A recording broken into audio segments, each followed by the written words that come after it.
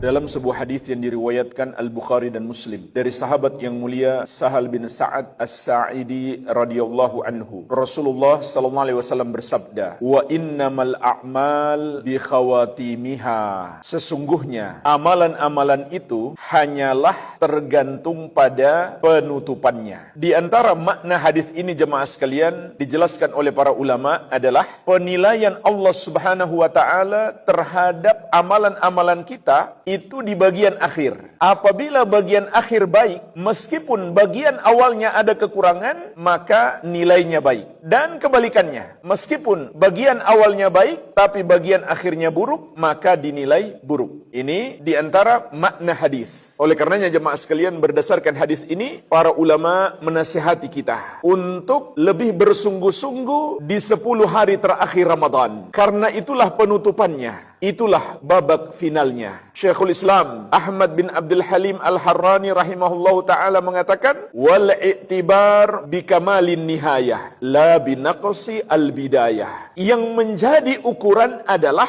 sempurnanya penutupan, bukan kurangnya permulaan. Kita yang merasa awal Ramadan kita maupun pertengahan banyak kekurangan, maka masih ada kesempatan emas. Perbaiki di akhir Ramadan. Karena akhir itulah yang menjadi penilaian dari Allah Subhanahu wa taala. Imam Al-Hafidh Ibnu Rajab rahimahullahu taala sebagaimana dalam kitab beliau Lataiful Ma'arif mengatakan, "Ibadallah, inna syahra Ramadan qad azama 'ala ar-rahil wa lam yabqa minhu illa al-qalil." Wahai hamba-hamba Allah, sesungguhnya bulan Ramadan sudah bertekad untuk pergi meninggalkan kita dan tidak tersisa waktunya kecuali sedikit. Faman minkum ahsana fihi fa alaihi tamam. Maka siapa di antara kalian yang telah berbuat baik padanya, hendaklah dia sempurnakan. Karena kalau dia tidak sempurnakan, meskipun awalnya baik, maka penilaiannya juga akan menjadi tidak sempurna. Sebab kata Nabi sallallahu alaihi wasallam, wa innamal a'mal bi khawatimiha. Sesungguhnya amalan-amalan itu hanyalah tergantung pada penutupannya. Wa man farrata falyakhtimhu bil husna. Kemudian kata Ibnu Rajab rahimahullah, dan barang siapa yang telah menyia-nyiakan awal maupun pertengahan Ramadan, hendaklah dia tutup dengan yang lebih baik. Karena yang menjadi ukuran adalah penutupannya. Oleh karenanya, menjelang finish, itulah babak final kita di bulan Ramadan. Kerahkan semua kemampuan kita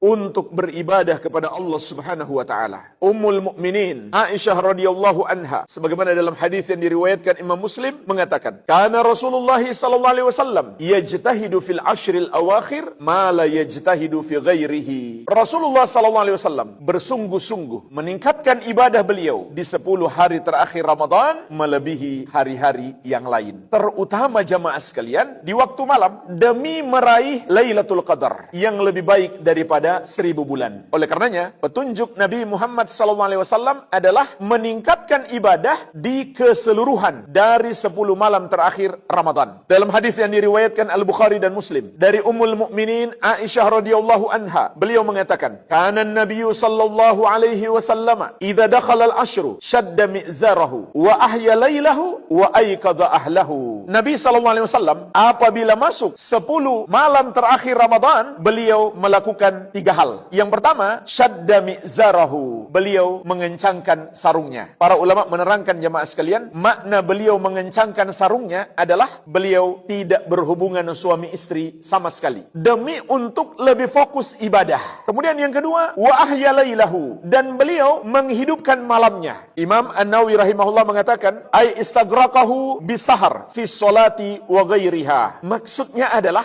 Nabi sallallahu alaihi wasallam 10 malam terakhir Ramadan tidak tidur. Beliau begadang untuk sholat maupun ibadah yang lainnya. Jadi jemaah sekalian, ini sunnah spesial. Di 10 malam terakhir Ramadan, kita tidak tidur. Kalaupun kita butuh tidur, tidurlah sedikit saja. Jangan lama-lama. Kemudian yang ketiga, yang beliau lakukan adalah wa ayqadha ahlahu. Beliau membangunkan keluarganya agar bisa ikut beribadah. Al-Amwah menemani ibadahmu juga hijrahmu.